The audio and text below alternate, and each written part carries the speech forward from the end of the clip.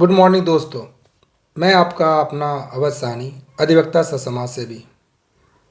इतवार का दिन है, इसलिए आप लोगों के से रूबरू होने के लिए मैं चला आया। और मेरा काम है लोगों को जागरूक करना, समाज के प्रति संवेदनशील होना, अपने देश के प्रति कुछ करना। सबसे बड़ा धर्म यही है हम लोगों का। और सबसे बड़ी बात जो बिहार में फैले हुए भ्रष्टाचार, करप्शन है, अधिकारियों और पदाधिकारियों के द्वारा उसे खत्म करने में हम सबको एकजुट होना। जी हाँ, बहुत सारा ऐसा मामला आए दिन देखने को मिलता है। मैं बता दूं आपको कि अभी कुछ ही दिन पहले की बात है, एक थाना का मामला आया था जिसमें कि उस थाने का नाम नहीं बताऊंगा मैं। और उस थाने पदाधिकारी ने किसी काम के लिए जो है डायरेक्ट डिमांड किया।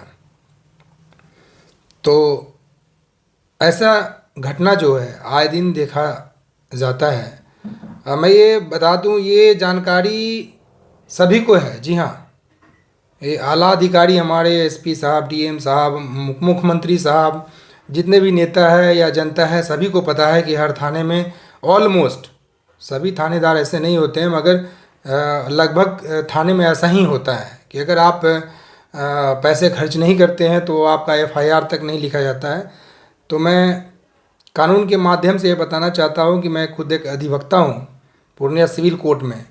और अगर ऐसा कहीं कुछ होता है आपके साथ तो आप वहीं तक रुक जाते हैं, आप आगे बढ़ने की चेष्टा नहीं करते हैं और सोचते हैं कि कुछ नहीं हो सकता है तो लेन देन करके ही काम निकाल ले। लेकिन ऐसा करना गलत है, ऐसा नहीं करना है।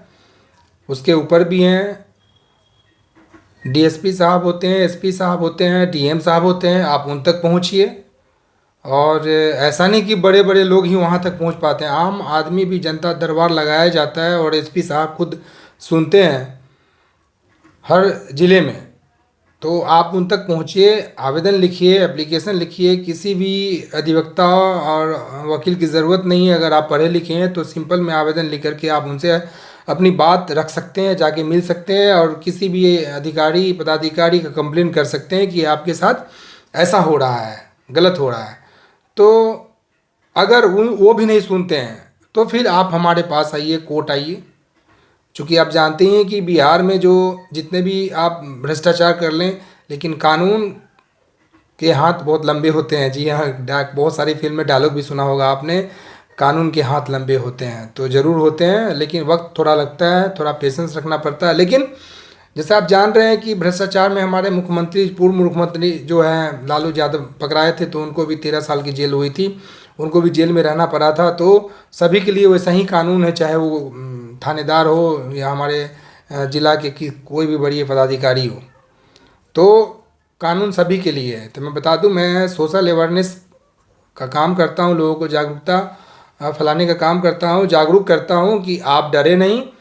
क्योंकि वो थाने में बैठा हुआ थानेदार भी आप ही की तरह के आम इंसान होता है, वो भी पढ़ लिख करके वहाँ तक पहुँच पाता है। भले वहाँ उस कुर्सी मिलने के बाद वो भ्रष्टाचार करने लगे, ये उसकी नीयत की बात है। लेकिन लड़ाई लड़नी चाहिए और हमेशा आपको लड़ना ही पड़ेगा। अगर सही समाज, सही विचारधारा के आप लोग हैं, समाज को सही दिशा में ले जाना चाहते हैं, तो आपको लड़ना होगा और आने वाले जनरेशन को बताना भी होगा कि अपने हक और अधिकार के लिए लड़ाई लड़नी पड़ती है। इतिहास गवाह है। अगर आप अपनी लड़ाई नहीं लड़ते हैं तो फिर आप को इस जगह पे रहने का कोई अधिकार नहीं है। तो मैं आप लोग से ये आग्रह करता हूँ कि आप लोग कानून का सहारा लें और ऐसे भी अधिकारी हैं जो भ्रष्ट और करप्ट हैं, उनको सबक सिखाएं। जय हिंद, जय भारत।